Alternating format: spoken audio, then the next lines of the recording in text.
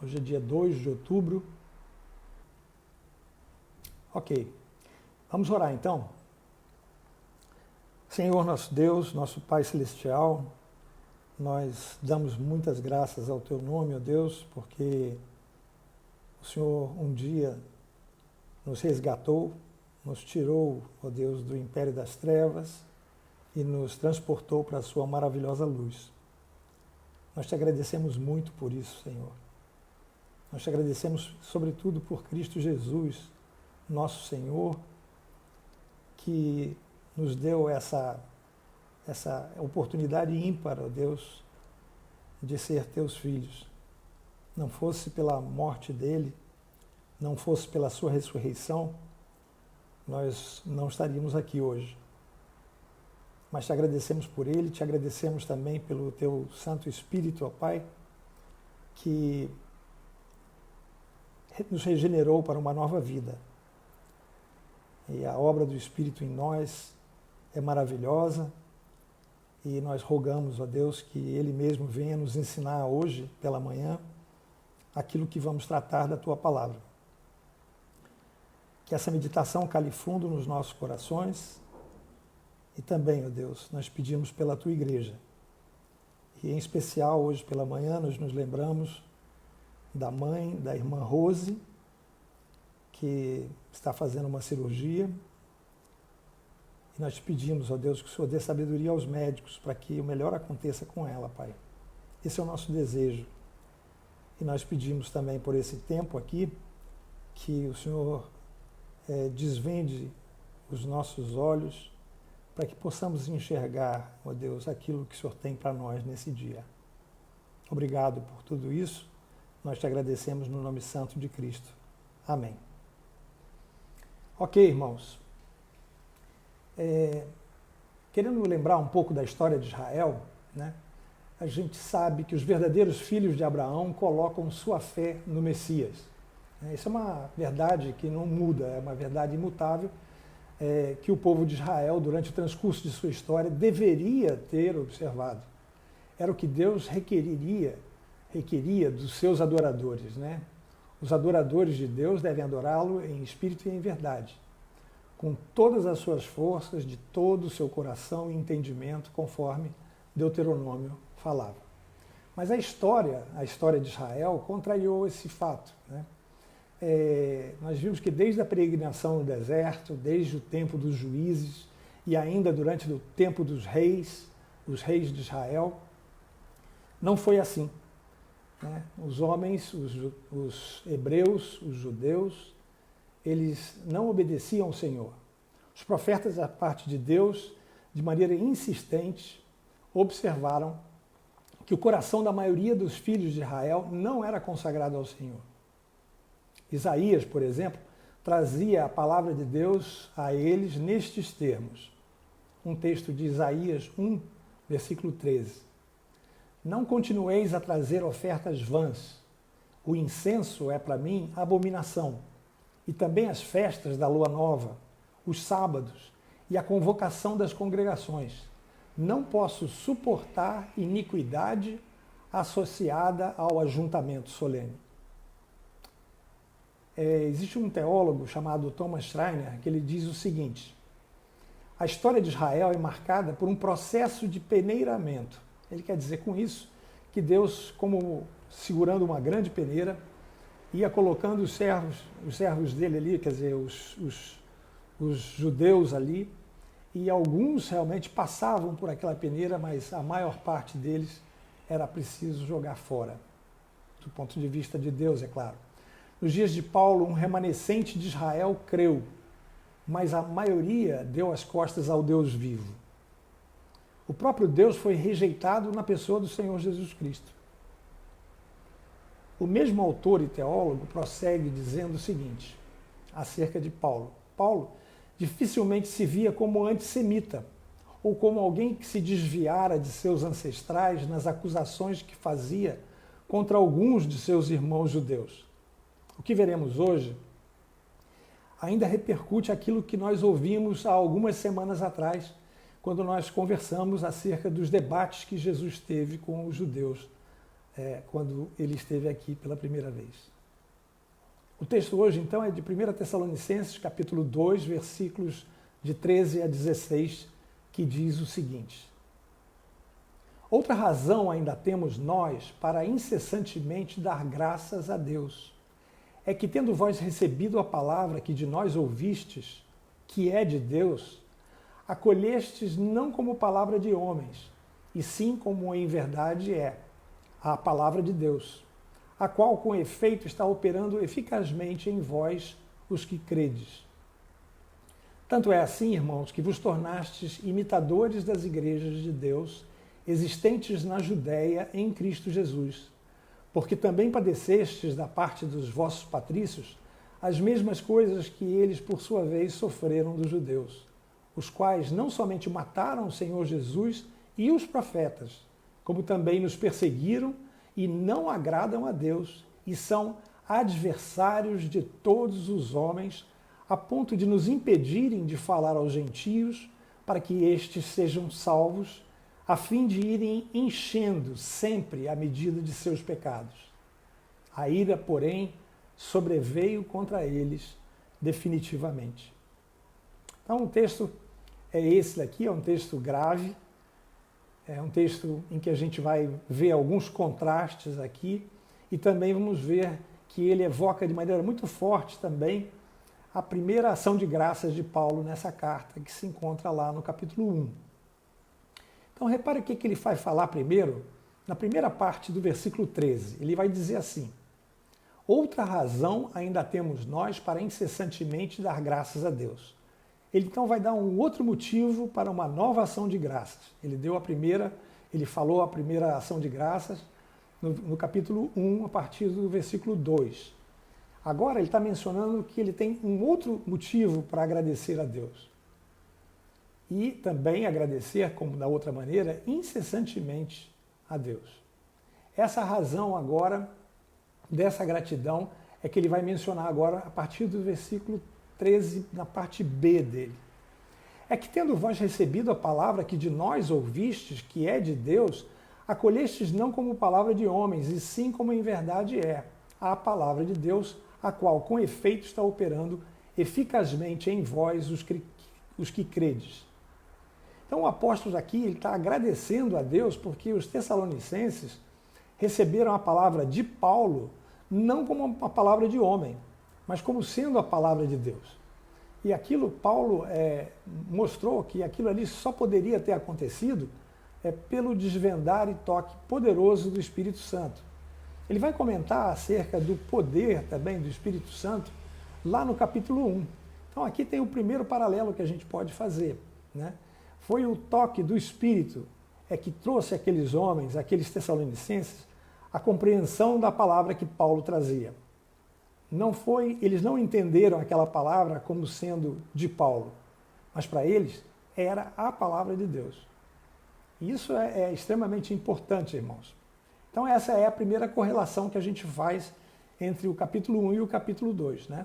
O nosso evangelho não chegou até vós tão somente em palavra, mas sobretudo em poder no Espírito Santo e em plena convicção. É isso que diz lá no capítulo 1, versículo 5. Foi essa ação poderosa do Espírito Santo que fez toda a diferença, né? E é ela que faz diferença também nas nossas vidas, né? Não podia ser a palavra de um homem qualquer, tinha que ser a palavra de Deus, né? E ele vai continuar então. Ele vai dizer o seguinte no versículo 14 do capítulo 2. Tanto é assim, irmãos, que vos tornastes imitadores das igrejas de Deus existentes na Judéia em Cristo Jesus, porque também padecestes da parte dos vossos patrícios as mesmas coisas que eles, por sua vez, sofreram dos judeus. Então, essa era a convicção que Paulo estava observando daqueles tessalonicenses. Eles foram perseguidos pelos outros tessalonicenses, gentios também, que, sendo insuflados pelos judeus, estavam perseguiram os tessalonicenses. Ora, aquela igreja teve pouco tempo com Paulo. Inicialmente, Paulo ficou lá durante os 3 primeiros sábados, ele falou nas sinagogas, passou a ser perseguido pelos judeus. Os tessalonicenses, então, ouviram a palavra. Ele passou por lá mais ou menos 3 meses e saiu de lá. Foi de Corinto que ele escreveu essa carta. Então, ele estava preocupado com aquilo que tinha acontecido lá em Tessalônica. Mas ele tinha recebido boas notícias da parte de Timóteo, que tinha ficado lá quando Paulo foi obrigado a sair. Então, esse momento aqui é um momento para Paulo muito importante, é o momento que ele recebe essa carta e ele diz para os tessalonicenses a alegria dele, porque eles tinham recebido a palavra de Deus. E outra, eles estavam experimentando dos tessalonicenses, né? Então, os próprios cristãos tessalonicenses que tinham se convertido com Paulo estavam sendo perseguidos pelos tessalonicenses que não criam. E Paulo então faz uma comparação que aquilo que estava acontecendo com eles ali era a mesma coisa que a igreja da Judéia experimentava da perseguição dos judeus em relação aos cristãos judeus de lá de Jerusalém e daquela região também. Então essa palavra agora operava de maneira eficaz na vida deles, né? Agora a palavra estava frutificando, estava transformando aquelas vidas à semelhança de Jesus Cristo. E ele vai continuar dizendo então que eles são imitadores. Essa palavra imitadores também ocorre no capítulo 1. Né? Então é interessante a gente fazer essa comparação, né? Como ele usa os mesmos termos. Lá no capítulo 1 ele diz que eles eram imitadores do próprio Paulo e do próprio Senhor Jesus, né? Que tinham sido perseguidos. Agora, Paulo está dizendo que eles são imitadores também das igrejas da Judéia. Então, imitadores de Paulo, imitadores de Jesus Cristo e imitadores das igrejas da Judéia, porque eles, como Paulo e o Senhor Jesus e as igrejas da Judéia, estavam sofrendo perseguições. E Paulo via nisso daí uma convicção, uma certeza de que realmente eles tinham crido no Senhor. Então não era mais uma impressão somente que Paulo tinha, uma impressão subjetiva, mas ele tinha uma certeza porque aquilo se evidenciava nessa perseguição. Então ele continua dizendo o seguinte, que eles tinham se tornado imitadores nossos e do Senhor, eram imitadores do próprio Paulo e do Senhor Jesus Cristo. Aqui tem uma grave questão, irmãos, porque os tessalonicenses padeceram as mesmas coisas que eles, né, os judeus, tinham padecido da igreja da Judéia. Agora, o que ele diz aqui que é grave é quando ele fala o seguinte, quando ele diz que aqueles homens não agradam a Deus e são adversários de todos os homens.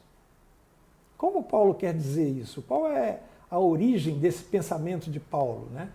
É porque eles estavam impedindo, né, aqueles homens de ouvir do Evangelho, aqueles homens de Tessalônica.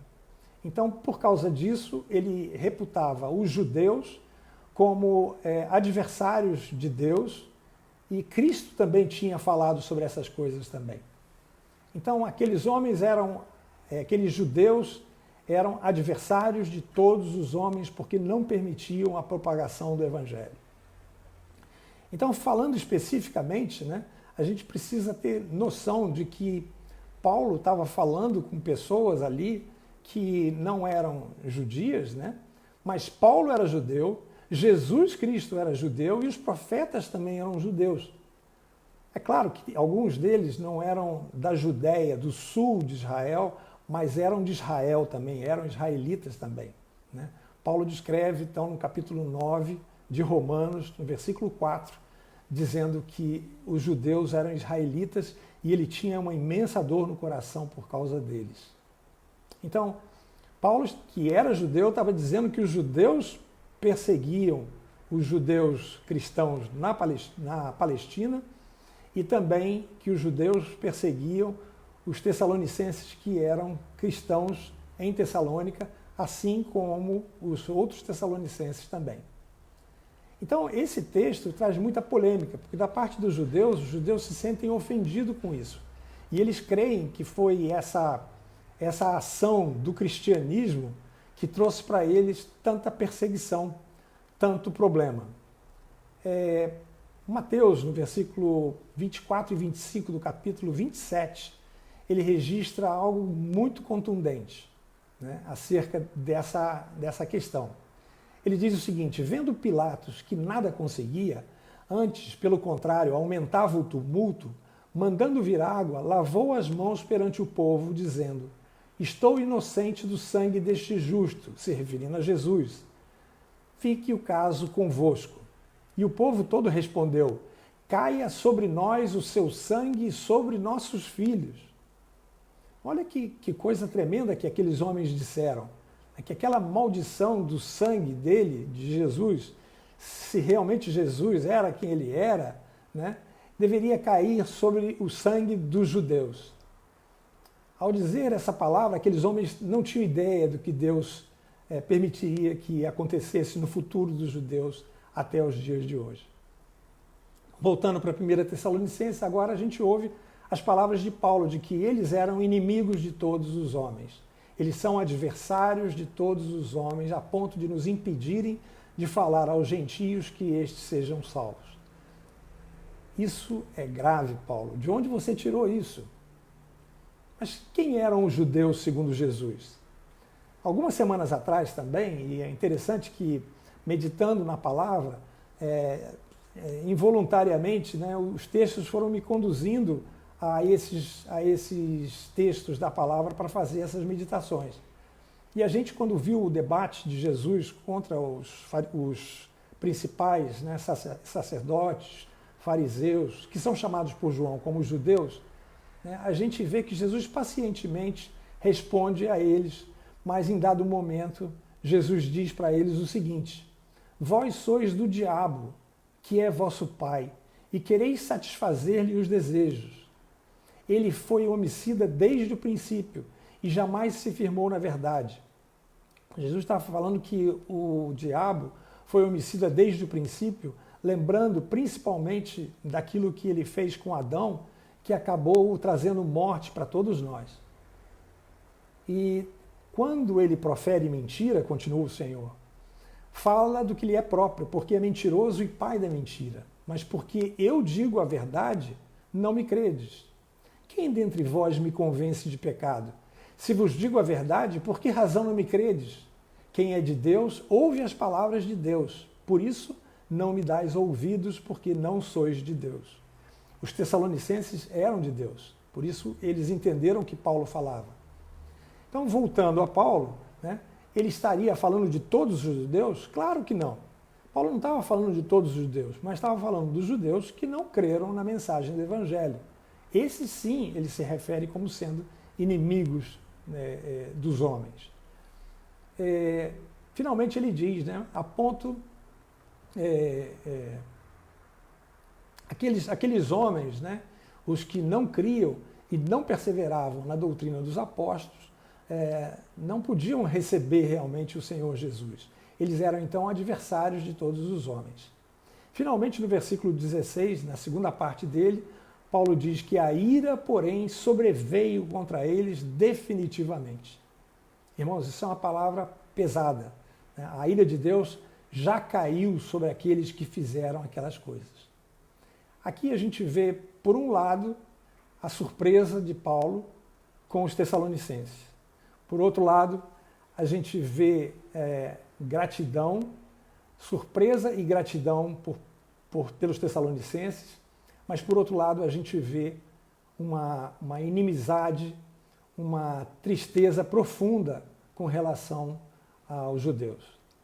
Esse contraste grande, essa surpresa de Paulo é maior ainda quando ele percebe que Israel passara séculos sem crer em seu Deus. Irmãos, séculos sem crer no seu Deus. Deus tinha mandado profetas, Deus tinha mandado o próprio Senhor Jesus para adverti-los, e eles não ouviram a palavra, né? Agora, debaixo da unção do Espírito, aqueles homens e mulheres de Tessalônica rapidamente creram para a sua salvação. Os irmãos percebem aonde está a surpresa de Paulo? Como pode? Aqueles judeus demoraram tanto tempo para crer.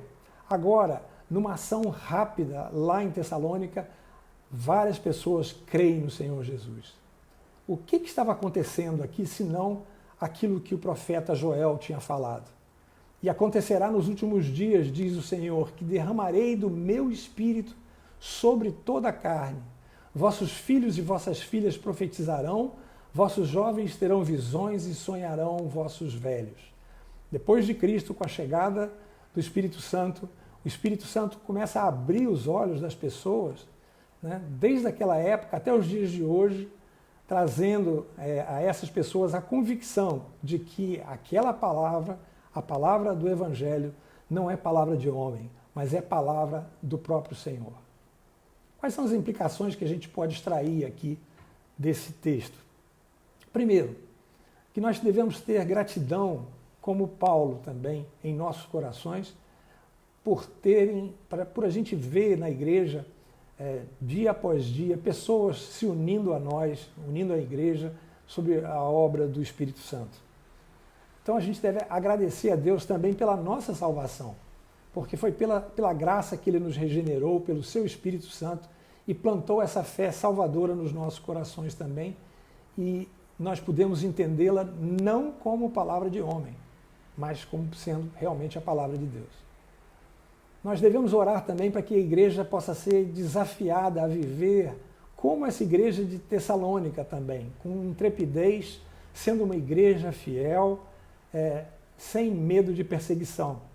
Porque nós sabemos que nós seremos bem-aventurados se formos perseguidos por mantermos bem alto o nome do Senhor Jesus. Que o passado nos desafia a viver o presente e também o futuro, para a glória de Deus.